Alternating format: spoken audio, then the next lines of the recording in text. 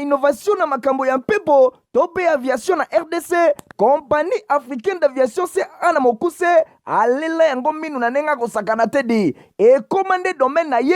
Après réception, il y a premier Airbus A330, oyo CAA yakanango, mikolo eleki, yangonde suki saka masolo, ndi melangai mwana Kongo que CAA a outil lisusu ko bambo la koko di koko na botu na domaine aérien avec arrivée P réception, il y a deuxième avion esika Airbus A330. Ah! Airbus A330, deuxième frappe yangoyo, ya mokwake na mapate RDC, ya boebon di melangai que mon côté na terrain po ezalana nute et comme il est lontimba nanzuzi veut dire mapasa Airbus A330 ba avion ya mokwake ya liboso yaka yangoyo bozwa lix ezanango neti soki omatio kitana ote po confort nango ezana ba angle nyonso kobana na bakiti na couloir na first class na classe économique et bongo bozo ya mibale yangoyo nyonso ezana excellence pe noblesse moko hors pair boye bape bosimba que Airbus A330 eza ba marque ba avion oyo bomodaka na international ba compagnie aérienne de renom pe crédible nde basalelaka yango bokokuta yango na bamboka lokola Allemagne veut dire na Machaft pe ba pays européen belé kutu batu ya bafaire pe mingi ya minene na monde mingi basalelaka yango po na kitoko pe bopeto na luxe na yango surtout mécanisme ya sécurité eza nango chaque siège ndenge kaka boza komona eza na mwa mini télé oyo kotalela ba film ennui, fatigue, okotika la koyoka yango te USB na pointe pour le chargement ba téléphone tope ba utilité mosusu Airbus A330 ya mibale ya CAA et combien eza na deux classes first class pour na bino ba grand monsieur na ba grande dame pe ba personnalité misusu ebele avec 36 sièges classe économique pe ezali pour na bino bosalaka ba faire pe bato nyonso ba amoureux ba voyage avec 267 sièges mokoka sala voyage dans ba meilleures conditions ndenge nanu ezala te avec Airbus A330 ya mibale ya CAA avion ya sika oyo uti kokoma ekwei deja na mabele timba na nzuzi lelo mibale moko te na Congo bana Congo pe bapaya basepeli ah oui CAA mfumu na ba innovation deuxième avion Airbus A330 yango ekomi. J'ai dit là mon abilo nyonso bolula kolanda journal la peuple info lingala mbote na bino bisika nyonso tu bozwa mitoko fungola basango na biso na ngamba primature pour ngotasa bino ndenge premier ministre Jean-Michel Sama Lukonde Kenge azalaki porteur ya message ya chef de l'état Félix Antoine Tshisekedi Tshilombo na sommet pour un nouveau pacte financier mondial na mboka Paris et tema pindemi apesi bino ba détail ya élément o akomaki na tongo na Paris, capitale ya France. Premier ministre Jean-Michel Sama Lukonde Kenge azali kokamba délégation moko ezali composé na quelques membres ya gouvernement mingi penza ba ministre d'état ya budget ya environnement ya aménagement du territoire payé aza déjà na Paris avant grande délégation et vice-ministre ya affaires étrangères oyo akomaki wana ministre ya communication pe média événement oyo ezali bongo événement moko ezali kosalema ibandaki mokolo ya mercredi 21 juin boy un jour avant ouverture officielle ya sommet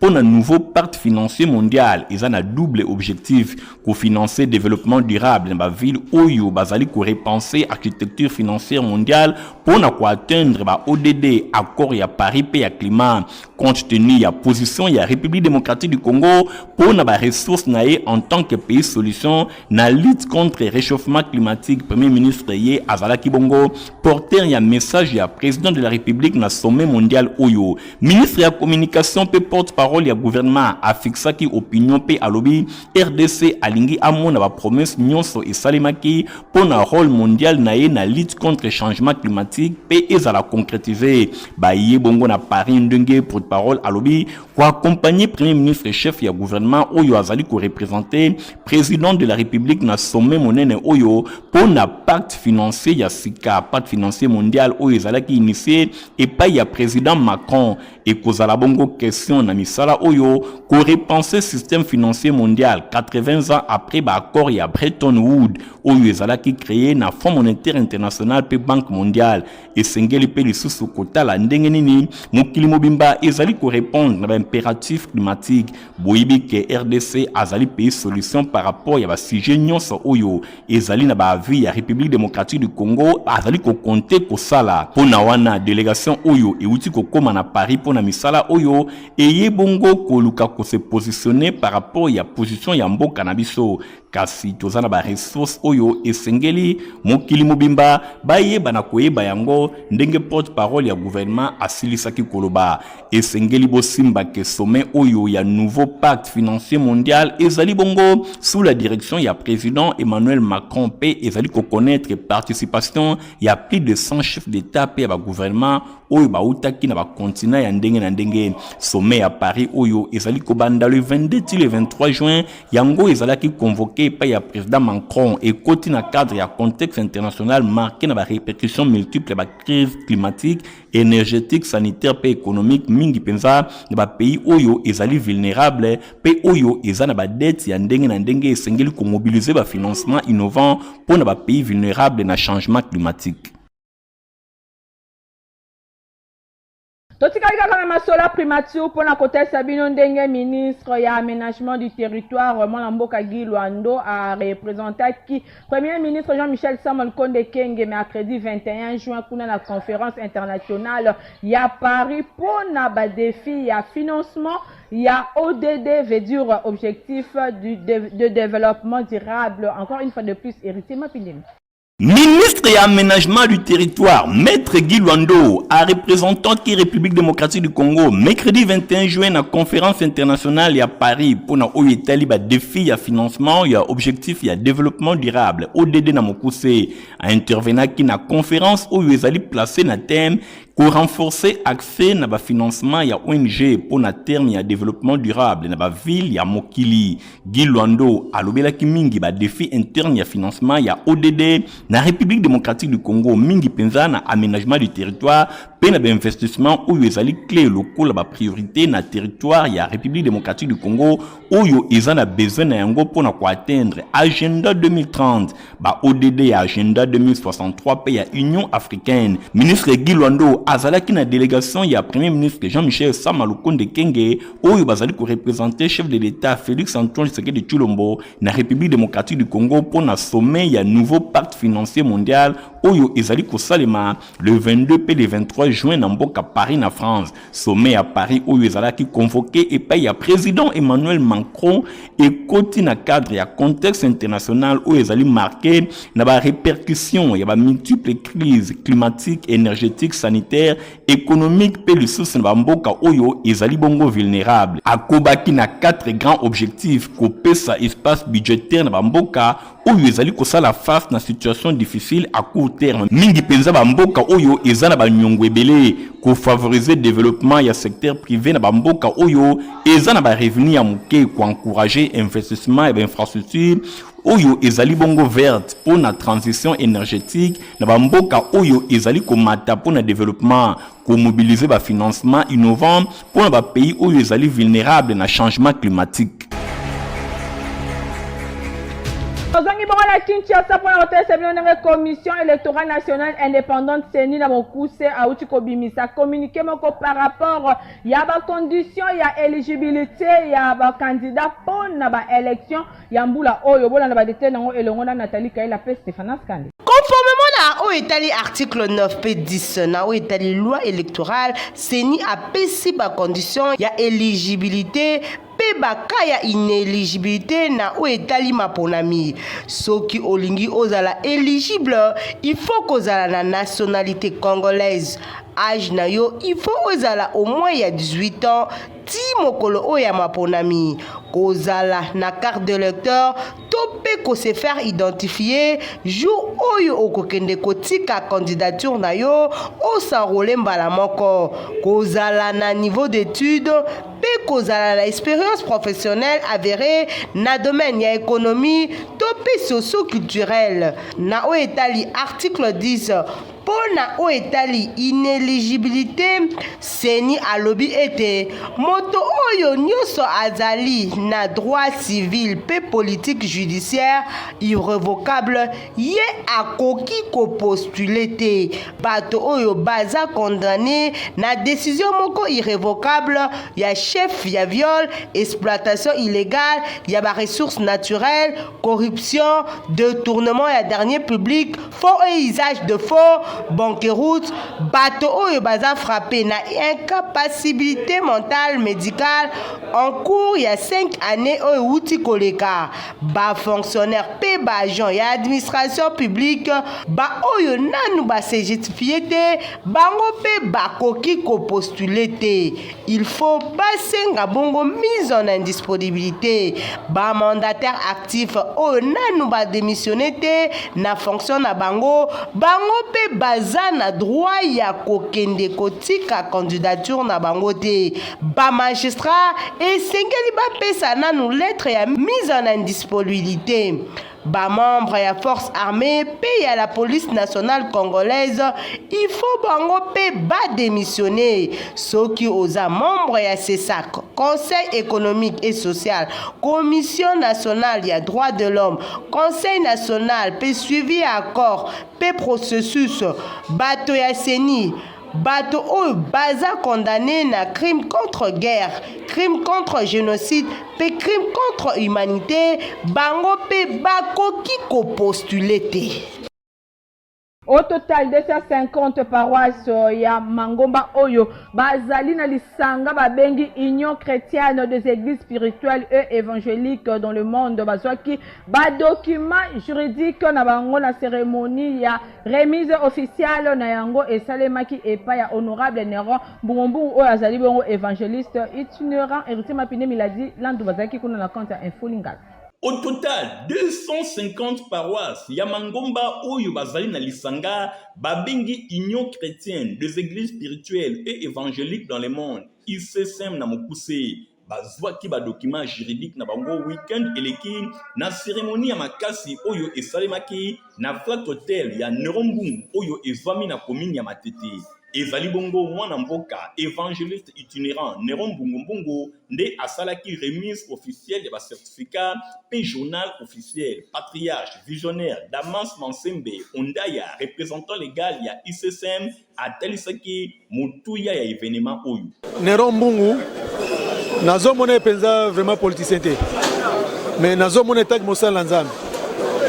En réalité azana cabinet na ngai azali chargé de mission o yangai ya représentant légal et yango lelo to bagi pe to kutana kati esika et que yepa ko loba pa ya bana nzambe pe bana nzambe ba mona ye so bo moni bokuta ni nyonso oyo ezande na lisungi ya honorable Néron Mbungu nde to kutani pona to ebana ko bongisa makambo ebele na ngambo na ye évangéliste itinérant honorable Néron Mbungu alobaki boye ezali malamu pona Mangomba oyo bazwa ba document juridique po bazala en règle elongo na l'état.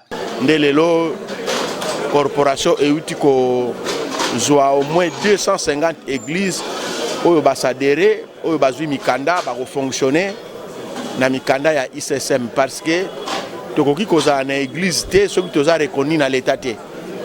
Donc bien que eza makambo nzambe na organisation autosi nzambe autosi l'état. Voilà ba église loko les ana ki bonzambe et c'est peli koto sa l'état à travers ICSM. En tout cas cérémonie oyo elekaki kitoko pe ba délégation ya Mangomba ya ndenge na ndenge ba sepelaki makasi. Dans la région, Bosengel Koeba qui est église mission apostolique Golgotha Mag na mokuse bazak organisé croisade miracle na centenaire protestante Kobanda yango mardi le 27 juin ti jeudi le 29 juin et na siège église na bango o ezwami bongo na Kasavu bupembeni ya rond-point qui pointe ande mokola samedi 1er juillet de 9h à 16h bako clôturer okuna na centenaire protestante bolanda ba détail elongo na rite Kindu.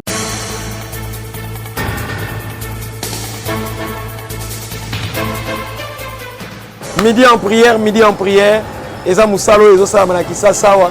Midi nyonso ba prière eza na B1 pe na Facebook. Bozolanda. Et midi en prière, ils ont organisé croisade miracle. Mobangé à croisade miracle.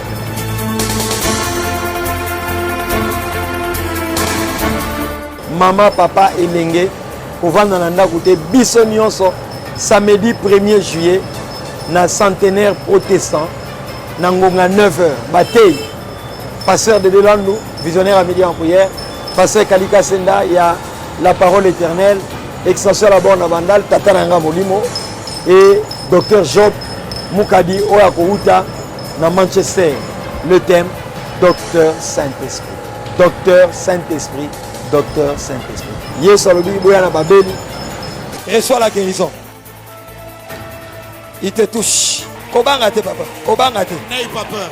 Kobanga te. Kobanga te. N'aie pas peur papa. Kobanga te. N'aie pas peur. Viens. Boya na baka compliqué. Yaka yom kuliba les zones ningana moi nazo bouger.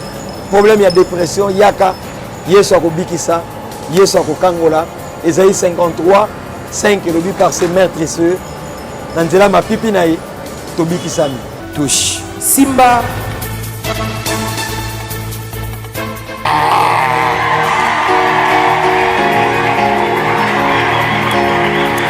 Elle dit elle a 3 hernies discales. 3 hernies discales. Il y a de cela 18 ans. Au nom de Jésus-Christ, reçois l'onction de guérison et sois guéri. E seja curado. Em nome de Jesus. Ah? Não está travando. Elle dit ça ne bloque pas. Alléluia. Elle s'est courbée, elle n'a rien senti. Alléluia. Jésus está opérando. Alléluia. Papa, nous n'avons que toi. Je proclame le redressement total. Redressement total. Au nom de Jésus. Oh. Rebachete. Oh. Est-ce qu'on peut garder nos yeux fermés? Oh. Ça te faisait comment? Depuis un temps, je ne pouvais plus écouter. C'est-à-dire combien de temps? Plus d'une semaine. Quand quelqu'un parlait, tu n'écoutais rien? Non, très difficilement ici. Et juste pendant qu'on priait, depuis ce matin, je disais Seigneur, guéris-moi parce que je dois écouter. J'ai juste senti une liquide sortir de mon oreille. J'ai essuyé. Et du coup, il y avait un petit peu comme des bourdonnements. Et j'ai entendu clairement. Tu entends clairement maintenant? J'entends. Maître Rosalapé na école de guérison. On est du mardi 27, kino jeudi 29, na tongo 9h à 12h30. Et puis bah pourquoi? Tu vas nous à 16h, 19h30. Kaka mardi, ti jeudi wana, na mag, référence rond-point qui pointe, ça finira par marcher, ça finira par aller. La sombre nuit va passer. Match ça bien. Yesu alingi o mingi.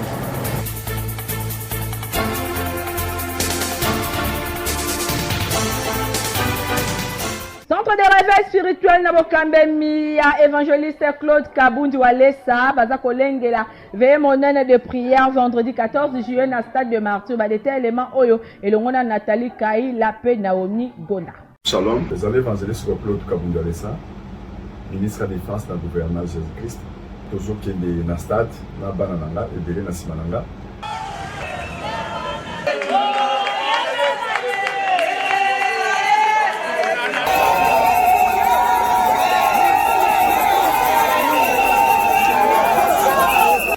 Zambarakisi na centre wana tomoni biso toza likolo mais tozomona na centre wana moto ezobima na kati ya centre wana eza na biloko ebele esalemi wana baseremoni bakisi bondoki ya ndenge na ndenge ya kati ya centre wana biloko ya liboso tokodétruire puissance wana satanique to remplacer makila ya Jésus Christ na place wana centre.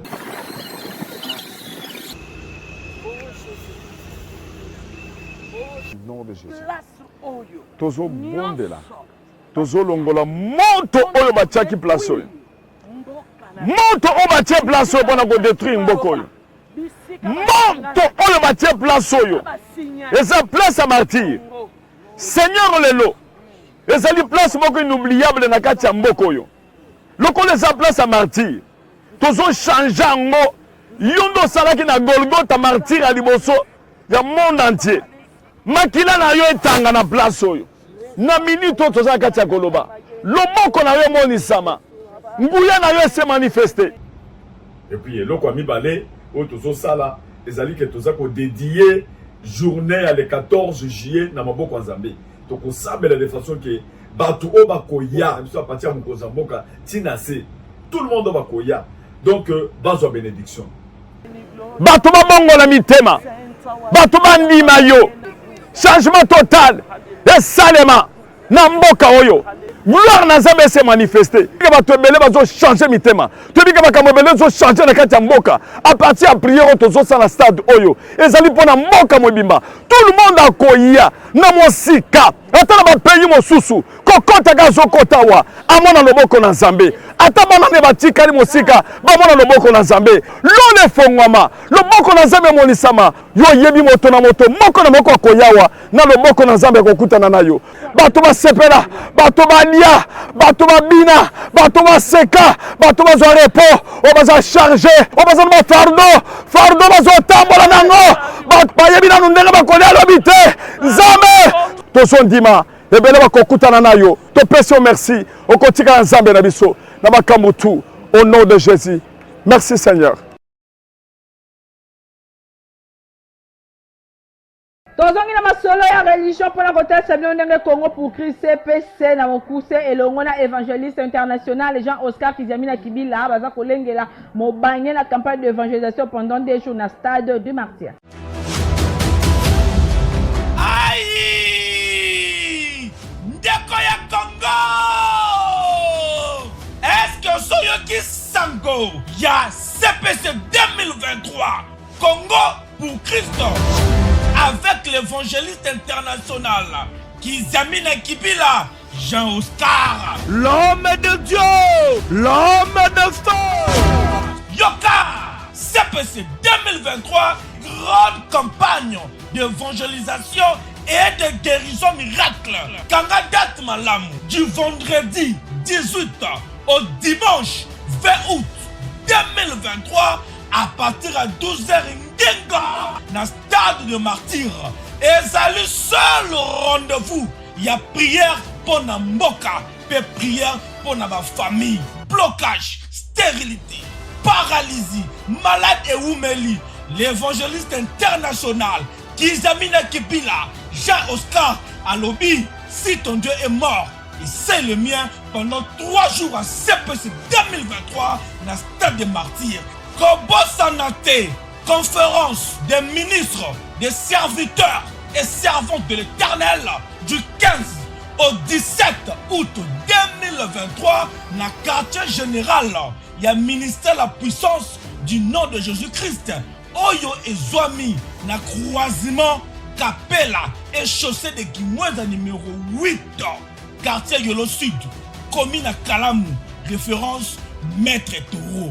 Ah pour la CPC 2023 Gana Kuzangate. kuna pe na église Eden na quartier Matonge oyo kambamaka epa ya docteur Achille Nkoyi Impoko baza kolengela 3 journées ya enseignement pe délivrance veut dire du 28 au 30 juin na mama na likambo le mystère de la croix bon na ba détail elongo na héritier Mapindemi pe Igon Ting. Ministère de délivrance intégrale, Église Eden, Babengisi Bananzambe Nyonso ya RDC en général, et en particulier ya ville ya Kinshasa, na 3 journées ya enseignement, pays ya délivrance. Thème na yango ezali le mystère de la croix, le mystère de la croix. Ma bomba mi ya ekulusu, ekobimisama, et pa ya docteur Achille Nkoyi Impoko, yende mokambi ya Église Eden, Bobengisami bino nyonso, boya ebele, thème oyo le mystère de la croix et Kobinisa Mabomba mi ebele ezali tiré na livre ya 1 Corinthiens chapitre 1 verset 17 à 18. Bon Simba ezali mokolo nini mercredi 28 juin kino mokolo ya vendredi 30 juin 2023 na église Eden oyo ezwami na adresse oyo Simba yango avenue Ikelemba numéro A9 quartier Matonge na commune ya Kalamu référence 2e niveau en face ya hôtel Inter Matonge. Biso yoso tokutana na lipambo na biso pour être jour le 30 jour de l'indépendance to kangola mapena li pendant na biso spirituellement to saisir opportunité oyo kozanga tende ko yaka yako saisir opportunité oyo orateur na carte dans likambo ezali ngai humble serviteur la bino le docteur Achille Koyi. 3 journées ya enseignement pe ya délivrance mwana na nzambe okangolami obikisami yaka koyoka yo moko pe komona kimona meso le mystère de la croix elongo na docteur Achille Nkoyi Impoko. Toza le 28, le 29, le 30 boya ebele limete kasavu njili kisasa mobimba boya koyoka mate ya siki. Pendant 3 jours mobimba ezali na adresse Kakamoko avenue Ikelemba A9 quartier Matunge na commune ya Kalamu référence 2e niveau en face ya hôtel Inter Matunge église Eden Babengisiyo. Pendant 3 jours oyo okoyoka ba enseignement ya kafu pe délivrance na yo ezali assuré. Cordial bienvenue à tous. Nous allons communiquer nécrologique moko awa bolanda lecture nango.